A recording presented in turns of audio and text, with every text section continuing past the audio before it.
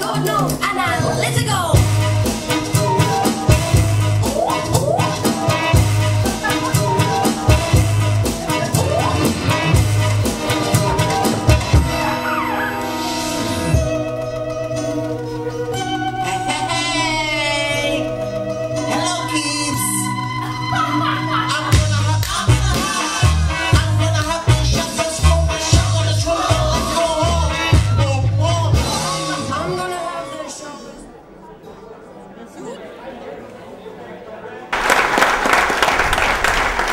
Vildskud er en festival båret af kærlighed til teatret og til scenekunsten.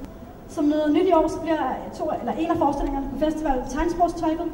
Projektideen kom jo i forbindelse med, at jeg har været PR-ansvarlig her på Vildskud og tænkt, hvordan får vi opmærksomhed på Vildskud, og hvordan får jeg selv mulighed for at kombinere noget med teater og tegnsprog. Fordi at,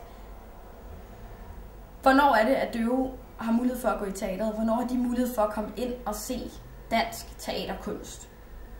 Det har de kun, hvis det er en mimeforestilling, eller en forestilling uden noget som helst ord. Og ofte vil der jo så være musik, som også har betydning for udtrykket i forestillingen. Så faktisk er de fuldkommen afskåret fra at gå ind og få en teaterkulturel oplevelse.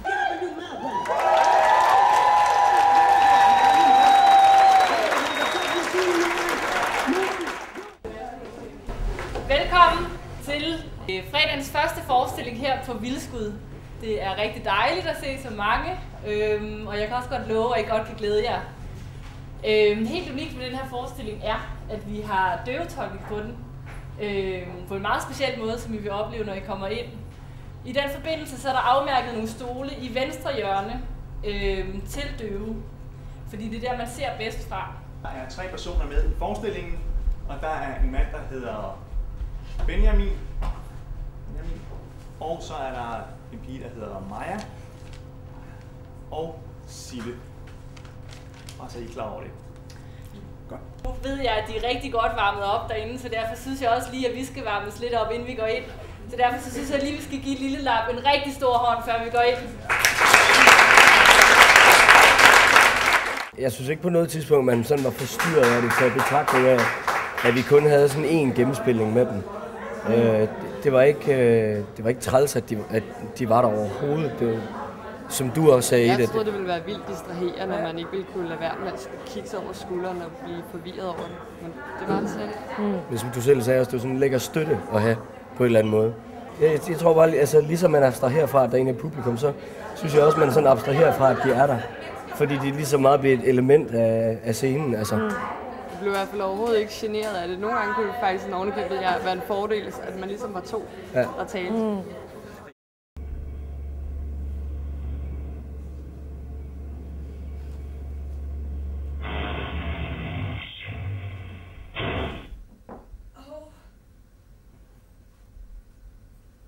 Alternativet er, som det har været hidtil, at der står 2 tolke ude i den ene side af scenen herude, og så står de og tolker alt, hvad der bliver sagt. Så de faktisk tolker alle roller, og så skal de døve ellers bare sidde og kigge fra den ene ende af scenen til den anden, for at nå at følge med i, hvad tolkene siger, og så er de jo allerede videre til det næste.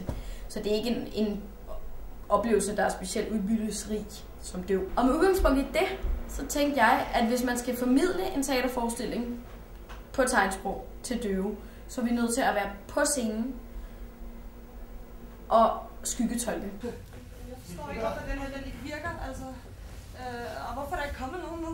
Der burde altså være kommet nogen. Det burde der altså. Ja, det burde der altså. Men det eneste, vi kan gøre, det er bare at tage lidt stille og roligt, ikke gå i panik, ikke? Det er fucking åndssvagt, men vi havde en aftale, ikke? Og så ventede jeg på dig, fordi du skulle have været her. Du skulle have været her sammen med mig, Sille. Ja, jeg er sikker på, at det var skide hyggeligt. Du kunne da bare være taget med. Dine lortevenner, så hellere at sidde her og rådne. Det er nogle lortevenner, du har, Sille.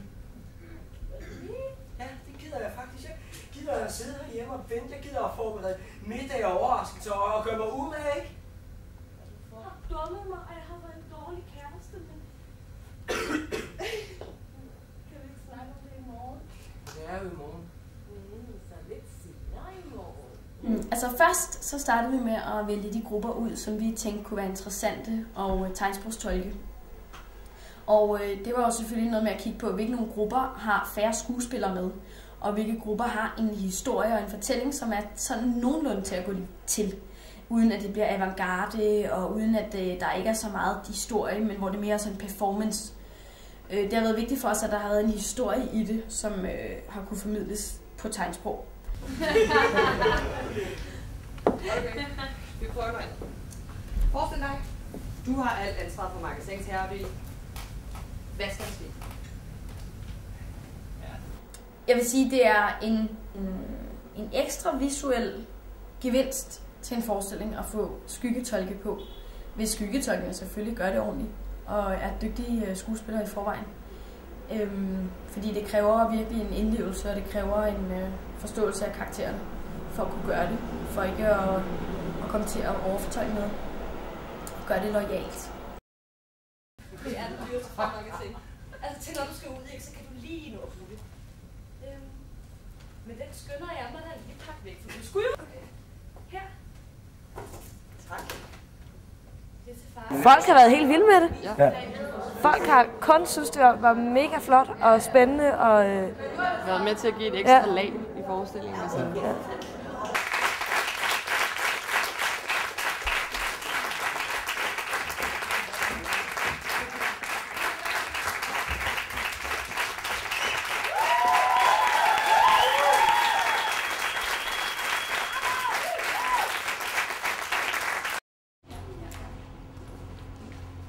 Tilbagemeldinger fra de døve har været rigtig positive også. Der er nogle tekniske ting, som vi vil gøre anderledes næste gang. Men ellers har det været rigtig positive tilbagemeldinger. Altså, jeg synes, det var virkelig godt, det der med musikken. Altså, jeg var meget sådan underholdt, og jeg synes, jeg fik meget af det. Og nu kunne jeg sådan se, hvad for noget type musik normalt. Altså, noget af det var måske langsomt, og så kunne noget af det være mere sådan noget med guitar og sådan noget. Så man kunne sådan virkelig se forskel på de der forskellige stykker, så det synes jeg fik meget ud af. Almindelig tolkning, der foregår det jo sådan, at der er 2 tolke, der står udenfor og tolker, hvad der sker på scenen. Ikke? De står ved siden af scenen. Men skyggetolkningen, det har jeg aldrig oplevet før på den her måde. Og man fik sådan mere kontakt, og det var nemmere for mig ligesom at se selv, sådan lige bare se teaterforestillingen.